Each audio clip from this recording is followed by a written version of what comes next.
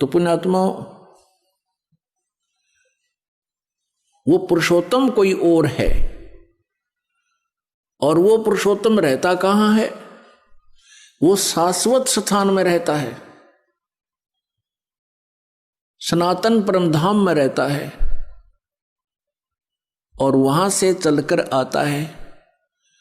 हम सभी आत्माएं उस परम अक्षर ब्रह्म सत्य पुरुष कबीर देव जी की हैं। वो हम सबका पिता है, चींटी से लेकर हाथी, रंग से लेकर राजा तक का।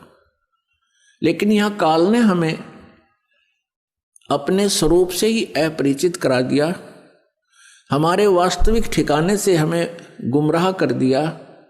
यहाँ जन्म मरण का विधान हमें फाइनल बता दिया, अपने आप को इसने निराकार सिद्ध करवा दिया।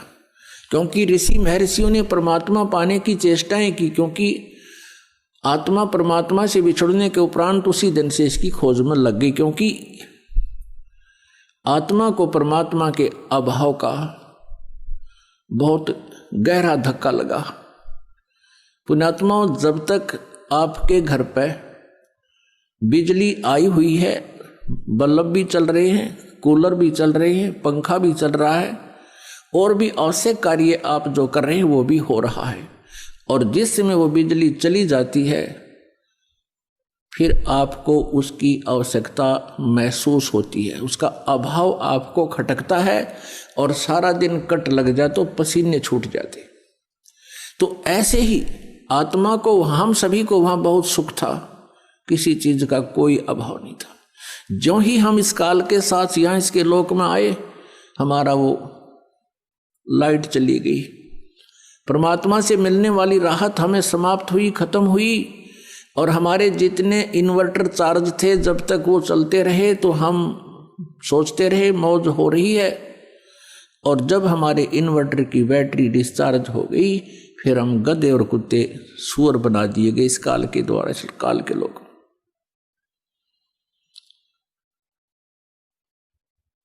तो पुण्यात्माओं, उस परमेश्वर की तलाश हमने उसी समय से शुरू हो गई, क्योंकि सबसे पहले हम सभी को इस काल ने अपने कृत्रिम स्वर्ग लोक में रखा, कृत्रिम, बनावटी, नकली, और वहां हमारी ही पूंजी को हमें ही देता रहा।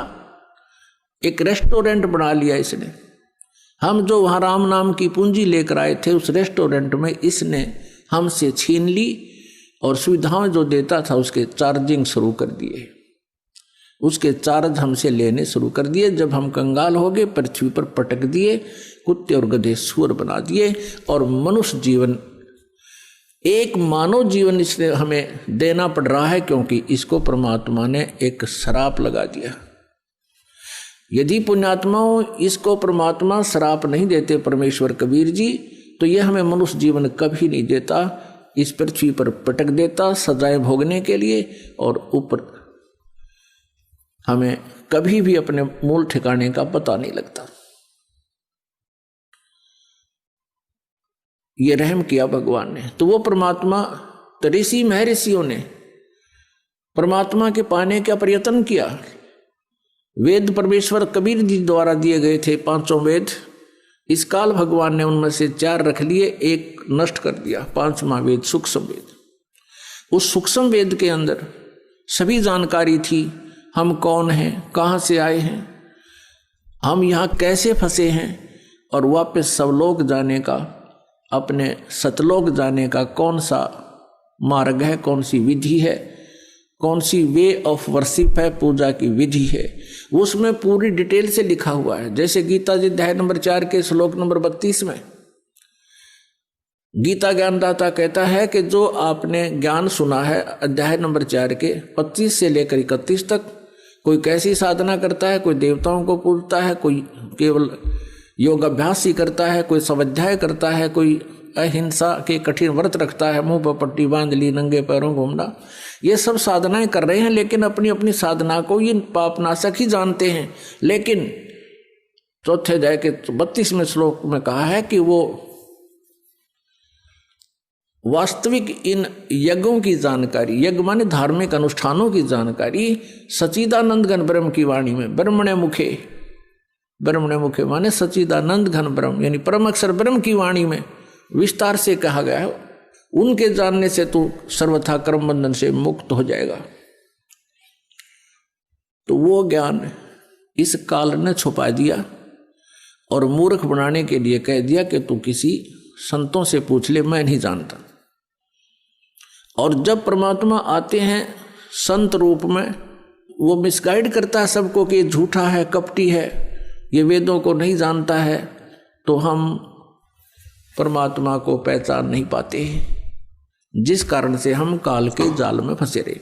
तो यहां उन ऋषि महर्षियों ने इस काल के द्वारा भ्रमित किए हुए ज्ञान के आधार से, लोक वेद से और तथा इन चारों वेदों के आधार से, जिसमें इनकम्प्लीट स्पिरिचुअल नॉलेज है, जिनके अंदर अधूरा आध्यात्मिक ज्ञान है, उस ज्ञान को ही हम संपूर्ण मानकर उसी के आधार से हम साधनाएं करते रहे। ऋषियों ने ओम नाम को सुप्रीम नाम मान लिया, मंत्र अंतिम, और ब्रह्म का जाप बताते रहे। और ओम नाम की साधना से क्या होता है? ब्रह्मलोक प्राप्ति होती है। गीता जी अध्याय नंबर 8 के श्लोक नंबर 16 में कहा कि ब्रह्मलोक पर्यंत भी सभी लोग पुनरावृत्ति में है। पुनरावृत्ति का अर्थ है वहां गए हुए प्राणी भी पुनर्जन्म मृत्यु में आते हैं।